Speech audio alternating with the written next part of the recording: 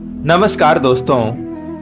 आज मैं जैसे ही घर से बाहर निकला तो बाजार में बड़ी भीड़ भाड़ थी।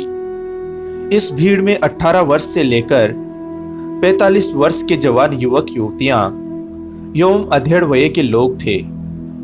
मैंने कई लोगों से यह बात पता लगाने की कोशिश की कि आखिर ये लोग कौन हैं और कहां जा रहे हैं।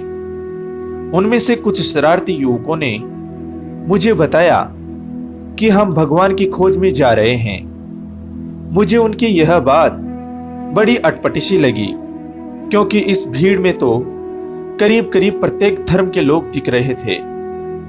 जहां किसी के भगवान मंदिर में, किसी के मस्जिद में, किसी के चर्च और किसी के गुरुद्वारे में रहते हो, ऐसे देश में इन शरारती बच्चों की बात पर विश्वास हो भी तो कैसे।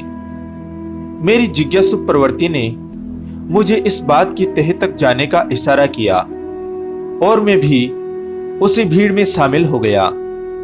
कुछ दूर चलकर मुझे एक शिव मंदिर के दर्शन हुए।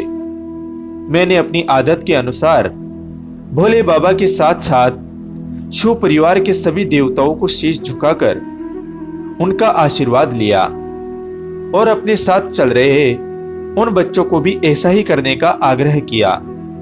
मेरी बात सुनकर वे लोग हंसते हुए बोले, अरे अंकल जी, हम यहाँ भगवान शिव के साथ साथ शिव परिवार के भी कई बार दर्शन कर चुके हैं। चलो आप कह रहे हैं तो आज एक बार और सही। यह कहकर उन्होंने भी बड़े अदब के साथ सभी देवी देवताओं के दर्शन किए। इसके बाद हम लोग कुछ और आगे बढ़े तो मुझे सामने एक हनुमान मंदिर दिखाई दिया। बजरंग बली की स्तुति करते समय मैंने हनुमान चालीसा में कई बार पढ़ा था, ना से रोग हरे सब पीरा, जपत निरंतर हनुमत बीरा। यह स्मरण होते ही मैं तेज कदमों के साथ हनुमान जी के चरणों में मस्तक झुकाने पहुंच गया। वहां श्री राम परिवार के दर्शन करके मेरा मन अभिभूत हो गया। झूठ क्यों कहूं, मेरे साथ चल रहे बच्चों के समूह ने सांप्रदायिक सौहार्द का बड़ा अच्छा उदाहरण पेश किया और हर किसी ने वहां श्री राम परिवार के साथ साथ हनुमान जी का भी आशीर्वाद प्राप्त किया।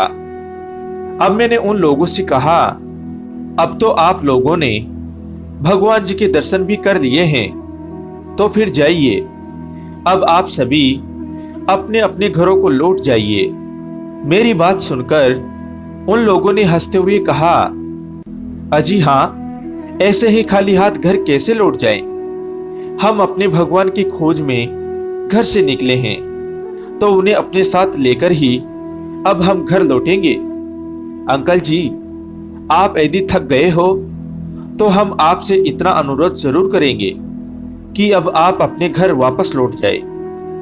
उन लोगों की यह बात सुनकर मेरे मन में कुछ स्वाभिमान सा जाग उठा, जिसे कुछ नादान लोग मेरा अहंकार भी समझते हैं। मैंने सोचा, यह तो सरासर मुझे थकाहारा इंसान समझ रहे हैं। शायद इन्हें नहीं मालूम कि मैं वह ठेठ पहाड़ी इंसान हूं जो बचपन से ही मीलों पैदल चलने का आदी रहते हैं। मैंने उनसे कहा, नहीं नहीं, मैं अभी थका तो नहीं हूं, पर जब आपको भगवान के दर्शन हो गए हैं तो क्यों अपना समय जाया कर रहे हो।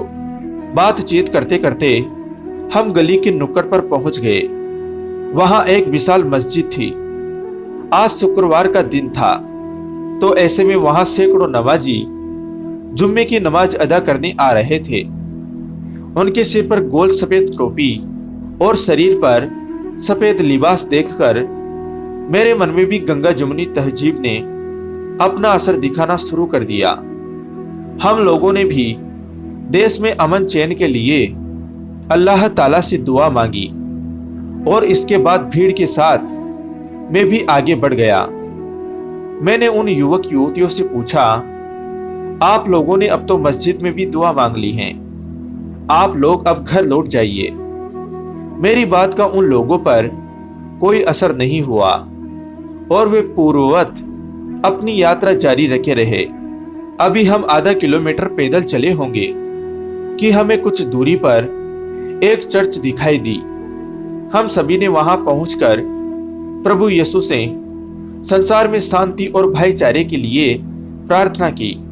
कुछ देर बाद मैं तब हैरान सा था जब इसके बाद भी वे शरारती बच्चे घर को नहीं लौटे, बल्कि पैदल ही वहां से आगे बढ़ गए, क्योंकि अभी तक मुझे मेरे प्रश्न का उत्तर नहीं मिला था।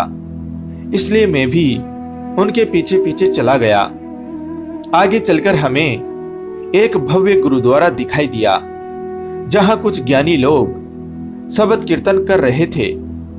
गुरुवाणी का पाठ हो रहा हो और मैं वहां से ज्ञान अमृत छके बिना आगे बढ़ जाऊं, ऐसा तो मेरे लिए नामुमकिन था। मैंने वाहे गुरु जी का खालसा, वाहे गुरु जी की फतेह कहकर अपना सर गुरुद्वारे के आगे झुकाया, तो मेरी देखा देखी में उन लोगों ने भी वैसा ही किया।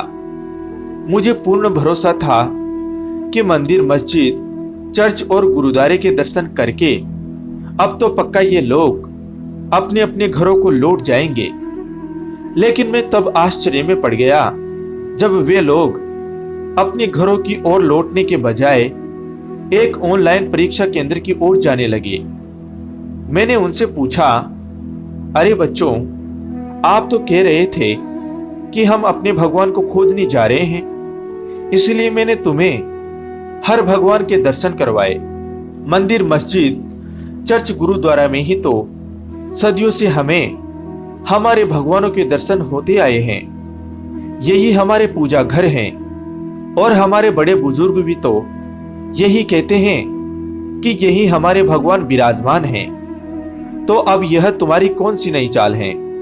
मेरी बात सुनकर वे सभी जोर के ठहाके के साथ हंसते हुए बोले, अंकल जी, हम सभी सच कह रहे हैं। हम लोग अब आखिर में अपने भगवान को खोजने इस ऑनलाइन परीक्षा केंद्र में जा रहे हैं। ये देखो हमारे हॉल टिकट, इसके बिना कोई भी इस परीक्षा केंद्र में नहीं जा सकता। आप भी नहीं। इन हॉल टिकटों के द्वारा ही हमें हमारे नए भगवान के दर्शन होंगे।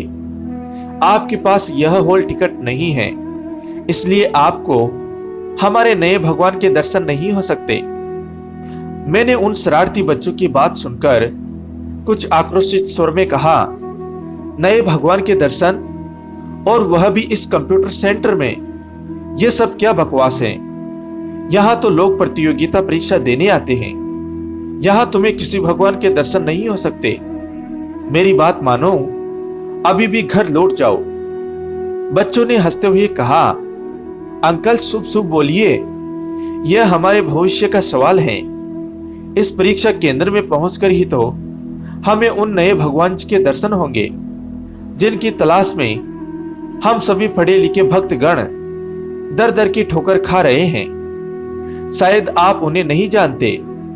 वे इस दौर के नए भगवान हैं और उनका नाम है सरकारी नौकरी भगवान। यह कहकर बच्चे अपने हॉल टिकट दिखाकर अंदर जाने लगे। मैंने कुछ देर तक बच्चों की बात पर विचार किया। उनकी बात में बहुत सच्चाई थी। भारत जैसे विशाल देश में इतनी भीड़ किसी मंदिर में भी कहां है जितनी वास्तव में इस नए भगवान के दर्शन के लिए आजकल देखी जाती हैं।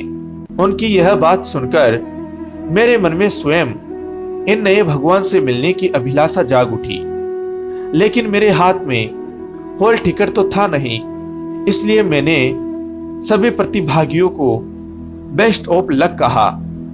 लगे हाथ मैंने उन्हें नए भगवान के दर्शन एकाग्रचित्त होकर करने का गुरु मंत्र भी दे दिया। इसके बाद मैं मंद मंद कदमों से अपने घर की ओर वापस लौट आया। तो दोस्तों, क्या राय है आपकी इस कहानी के बारे में? कमेंट करके जरूर बताएं। वीडियो को लाइक करें, चैनल को सब्सक्राइब कर घंटी को जरूर दबाएं। कहानी को अंत तक सुनने के लिए धन्यवाद दोस्तों। फिर मिलूंगा एक नई कहानी के साथ। जय हिंद, जय भारत।